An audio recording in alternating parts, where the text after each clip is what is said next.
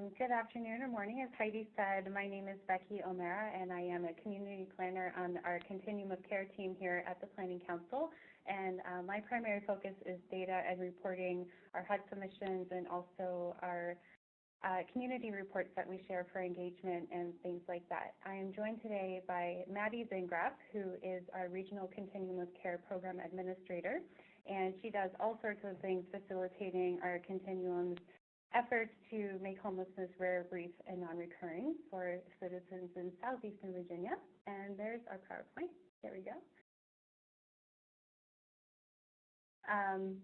So Maddie's role with the point-in-time count is really to facilitate the outreach efforts of our different jurisdictions. We're multi-jurisdictional, and so she essentially plans about 12 counts, all told, between our two main COCs.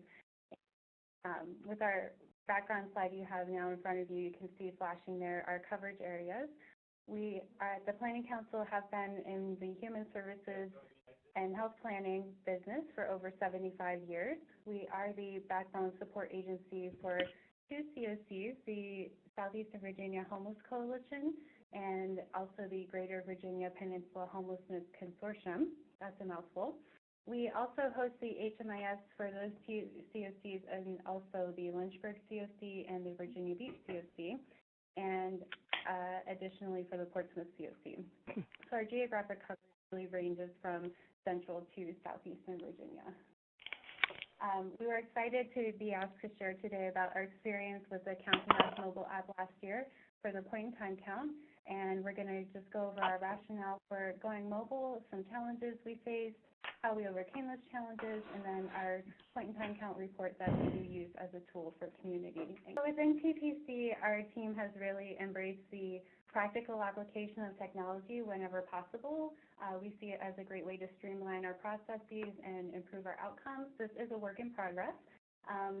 And we also have, for our particular continuums, really low HMIS coverage for emergency shelters. So we actually use the app both for our unsheltered count and the majority of our sheltered count as well. Our challenges with paper surveys, being out in the inclement weather at times, things wilting on the page, it was legibility issues, and just really struggling with the volume also of paper surveys. It was taking 3 of us on our team about 2 weeks to complete the data entry post-count, in addition to keeping up with our other duties. So that was really a challenge for us. And then data cleaning issues, again, just trying to figure out, did we read this correctly?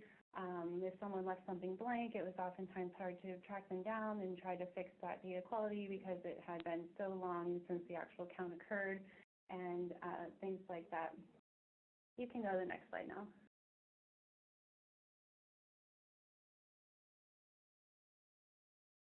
So even though our team embraced this use of technology, we did have some challenges to overcome in our broader community.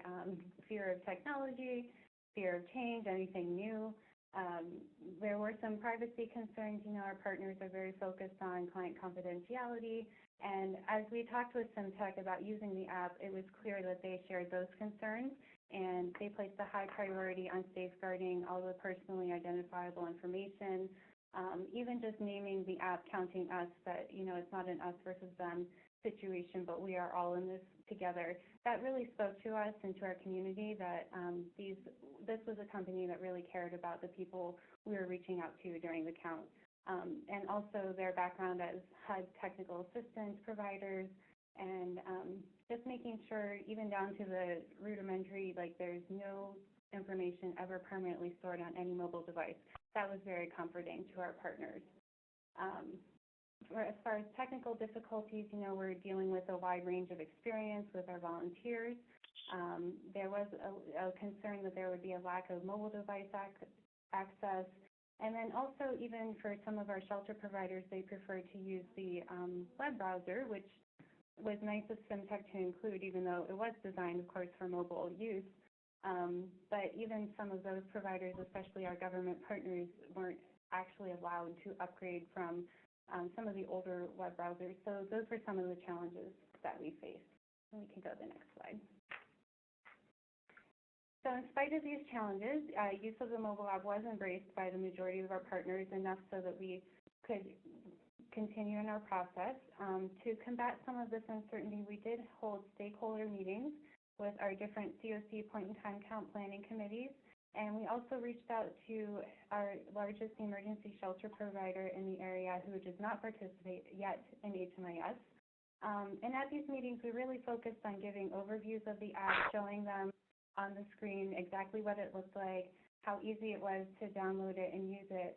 And once our partners saw, the usability, how easy it was to do this, anxiety levels really quickly decreased and created that buy-in, and the momentum was built. For regionalization, Southampton Roads has historically aligned our count surveys and methodologies across the region just to improve our overall data quality. So we said this is something that we would definitely want to make available regionally. So we really led that implementation of the app for the two COCs that we're lead agency for, as well as the additional COCs. It was really exciting for regionalization that Simtech did provide the shapefiles that allowed us to do reporting within each of those COCs, as well as within each city or county within our multi-jurisdictional COCs. And the last point that was really important for us was the volunteer trainings that we held. We did 2 webinar trainings and also did in-person trainings with our other partner COCs.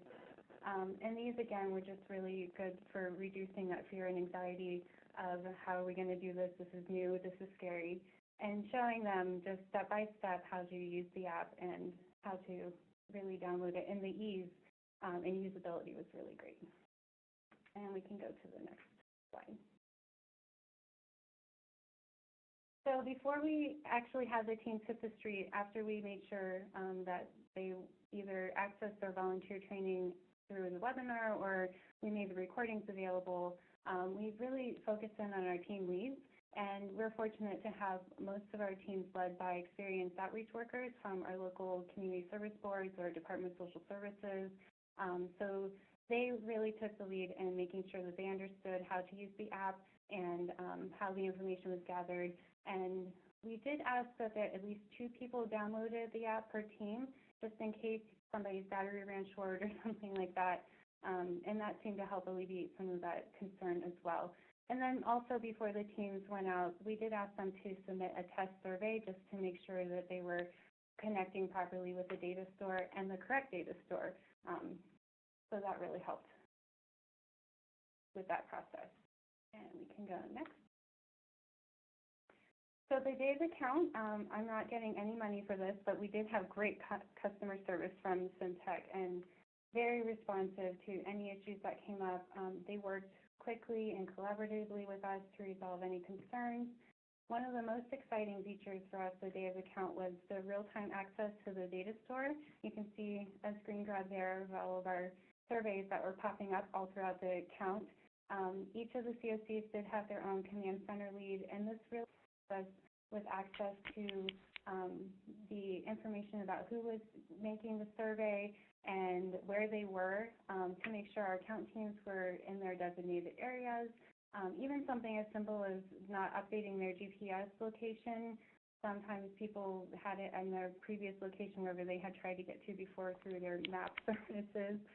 So we had somebody show up way up in Central Virginia, and they were actually down in Portsmouth, so we had them correct that. And it was just so great to have that quick access to really get to those data quality issues and see it in real time, what we were looking at for the count this year. And we can go to the next one. So after the count, we were so excited we only had 12 paper surveys to input. We did release just a very, very limited number of the paper surveys, and we asked providers if they did fill out paper surveys that they input that information themselves. It was one of our federal government partners who was not able to complete that. So to go from about 2 weeks of 3 of us putting in paper surveys to only having to input 12, that was amazing. We were so thrilled with that result. Our volunteers, we had very positive feedback from them. They did participate in the post-count survey that Simtech put out, and they were really excited. That's actually the first question we get now that we're announcing the date of this year's count is, are we using the app again? And so we're happy that there is still interest and excitement across the region for that. For data cleaning, it was really important for us to have that access for the export that comes with the command center. Then it was a direct export to Excel, which really helped us to jump right into data cleaning. And again, this was a 2-week decrease in our normal schedule. The report tools that Simtech created were also great for allowing easy compiling of our data between our mobile survey submissions and our HMIS data. So the next part of this is going to show you one of our community reports that we provide. And we use these as a tool for engagement. You know, the point-in-time count is a great opportunity to engage the community around volunteerism and raising awareness and educating about homelessness and the issues that our population can face. And so even after the count, we do the homeless data exchange submission for HUD, but we also provide these reports to our community partners. And we did make use of the screenshot from the command center to show where our surveys had popped up. This is for the GBPHC, and it does look like we didn't count in the middle of the peninsula, but we did. There's just some swamps and some the Yorktown Naval Weapons Station, that sort of thing. But our count teams did go out everywhere that they could. We can go to the next one, Heidi. So the next part of the report just goes over how we did use the mobile app this year and that it was new, and we were able to use the report tools to complete our HUD requirements. We explained that it's, you know, emergency shelter, transitional housing, and safe haven programs, and we really tried to just give some background information about the count for people who may be new to it. Yeah, so we can go on to the next one. I'm not going to read all this to you. These reports are available on our website, which we're going to throw up at the end here for you for access. So we dive into the 2016 results and go through a comparison with the previous year and some of our subpopulations and address any changes from previous years. For example, this year we had the new chronic homeless definition. And that's okay. You can actually go ahead to the next one. In this section, we were really excited to highlight the methodology change that or implementation, I should say, change with the mobile app, and really share with the community some ways that it improved our data quality, our reporting capability, and our validity in these ways. And that, you know, we reduced the possibility of overlap between our count teams because we could see exactly where the surveys were popping up in the command center data store. We didn't have to try to decipher handwriting because everything was typed in. And, you know, if we had inclement weather, we were going to have somebody out with an umbrella covering people's phones and things like that. But it was still way less to worry about than with the paper forms and getting those into the databases. And then we did have the information for the interviewers, the date and the times the interviews were taking place, and the exact location of the interviews. And again, with the great report tools from Simtech that let us just compile our data across the region. And we can go to the next slide. This section of the report just gives a data table for most of the same categories we report to HUD, and we give a comparison of the previous year to the current year, and then we split it out for our jurisdictional partners, which we were able to do, again, thanks to the shapefiles that Simtech implemented for us. So we could see city by city and county by county exactly who was counted and what their characteristics were. So we could give good data to our consolidated plan partners and also just the other cities and counties who are interested in their own local data. And we can go on to the next slide. The last section of our community report is a trend analysis looking back several years. We can see pretty easily the progress that the COC is making with our point-in-time counts. On the peninsula especially, we've focused on increasing our coverage area and getting more and more agencies and providers to participate and more outreach done for the unsheltered count. And even while we've increased that coverage, you can see the numbers of people being counted on that day is still decreasing. So we're really proud of the work that community has done together around housing first and service coordination and things like that. And it's pretty evident in our point-in-time count data. And so our last slide just shows you our website, but you can access these and other reports The first one is the SBHC site, and then the Peninsula site, and then, of course, the Planning Council site, along with contact information for Maddie and myself if you have any other questions. And that concludes our presentation. Thank you.